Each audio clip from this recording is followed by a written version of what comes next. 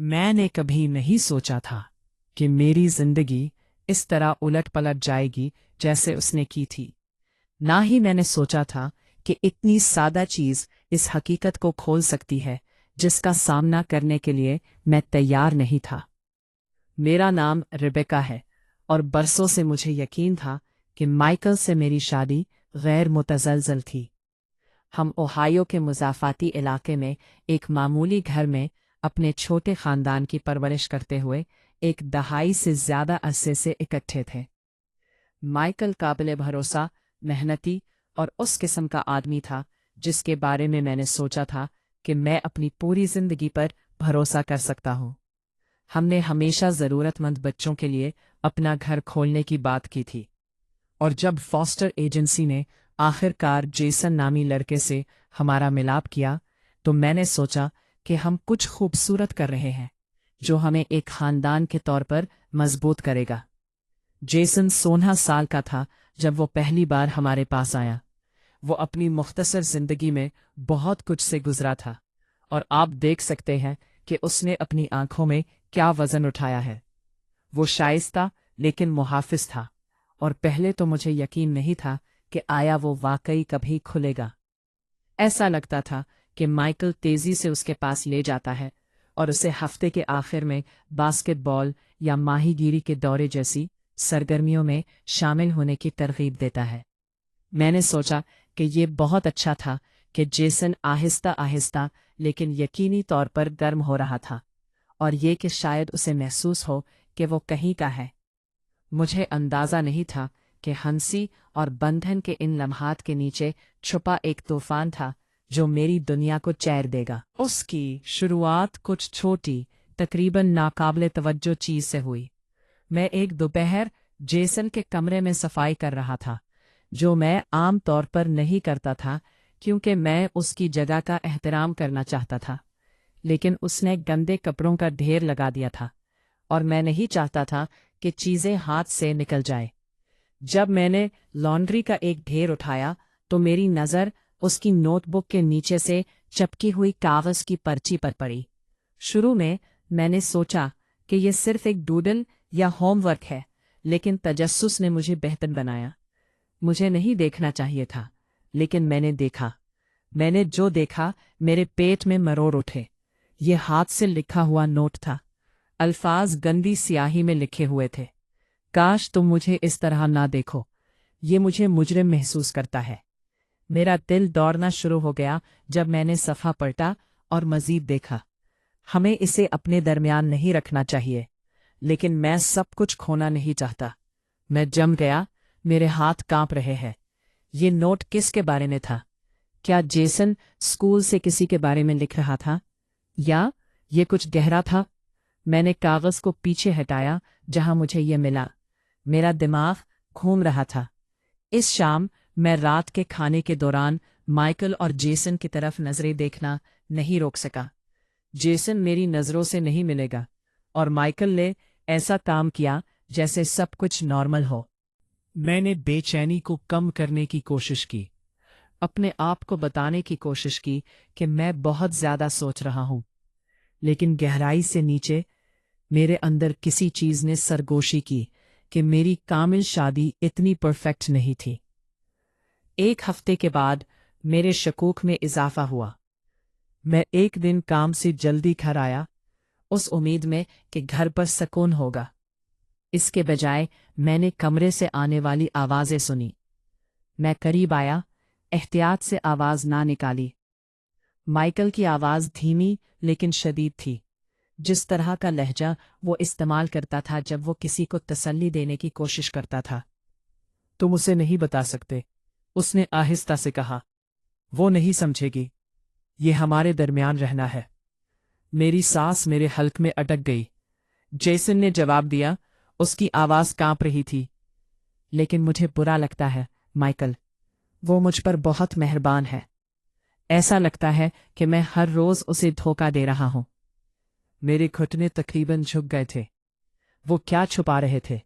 मैं बगैर सबूत के उनका मुकाबला नहीं कर सकता था, लेकिन हर लफ्ज़ मेरे सीने में खंजर की तरह महसूस होता था। इस रात मैं जाग रहा था जबकि माइकल मेरे जहन में छत की तरफ घूर रहा था। और कौन सा राज उनको मजबूती से बांध सकता है कि वो मुझसे बेवफाई कर रहे थे। हालांकि इस सोच ने मुझे जवाब देने की जरूरत नहीं थी। इसके बजाय मैंने अपने इर्द गिर्द बहुत कम वक्त देखा। वो घर आए, उन्होंने मुझे काम या खेल की मश्क के बारे में बताया। ये इतना ही वाज़ेह होता गया कि मैं रात का खाना बना रहा था कि मेरी दोस्त लॉरा की तरफ से एक पैगाम आया। यहाँ वो अकेला नहीं था, वो बहुत करीब से देख रहे थे। मैंने अपनी गाड़ी की चाबियां पकड़ी थीं। माइकल जेसन की तरफ झुक गया, खामोश लहजे में बोला। इसका हाथ मुख्तसर तौर पर जेसन के बाजू को इस तरह ब्रश करता रहा जो बाप की शख्सियत के लिए बहुत ज्यादा मुबाशरत महसूस करता था। जेसन मुतजाद दिखाई दे रहा था। उसकी आंखें घबराहट से इधर इधर इधर इधर झुक रही थी। मेरा सीना धड़क रहा था जब मैं बारिश में वहां खड़ा था, अपनी आंखों के सामने धोखाधड़ी को देख रहा था। मैं उसे मजीद नहीं रख सकता था। मैं कैफे में घुस गया। मेरी आवाज कांप रही थी जब मैंने पुकारा, माइकल, यहाँ क्या हो रहा है? वो दोनों जम गए। इनके चेहरों का रंग उतरा हुआ था। जेसन की आंखें घबराहट से भर गईं, जबकि माइकल अल्फाज बनाने के लिए जद्दोजहद कर रहे थे। रेबेका, ये वो नहीं है जो तुम सोचती हो, वो हकलाया, लेकिन नुकसान पहले ही हो चुका था। अजनबियों के सामने मेरी दुनिया बिखर जाने पर पूरा कैफे खामोश सा लग रहा था। सवारी घर खामोशी से भरा हुआ था, सिर्फ बारिश की गाड़ी से टकराने की आवाज से टूटा था। जेसन पिछली सीट पर बैठा, खिड़की से बाहर देखता हुआ, उसके चेहरे पर आंसू बह रहे थे, जबकि माइकल ने स्टीयरिंग व्हील को ऐसे पकड़ लिया था जैसे उसे ग्राउंड रखने की वाहिद चीज थी। जब हम घर पहुंचे तो मैंने सच का मुतालबा किया। माइकल ने आखिरकार एतराफ किया। उसकी आवाज धीमी और शर्म से भारी थी। उसने एतराफ किया कि इसने जेसन के साथ हदें उबूर कर ली है। जो सुकून और रहनुमाई के तौर पर शुरू हुआ, वो ऐसी चीज में फंसल गया जिसे कभी नहीं होना चाहिए था। ते ही मेरे हाथ कांप गए। गुस्सा और दिल टूटने वाले मेरे अंदर टकरा रहे थे। मैं यकीन नहीं कर सकता था कि जिस आदमी पर मैंने भरोसा किया था, उसने ना सिर्फ मुझे धोखा दिया था, बल्कि इस कमजोर लड़के को भी जिसकी हमें हिफाजत करनी थी। इस रात मैंने अपनी जिंदगी की मुश्किल तरीन कॉल की। मैंने फॉस्टर एजेंसी से राब्ता किया और सब कुछ रिपोर्ट किया। जेसन को फौरी तौर पर एक महफूज माहौल में मुंतकिल कर दिया गया।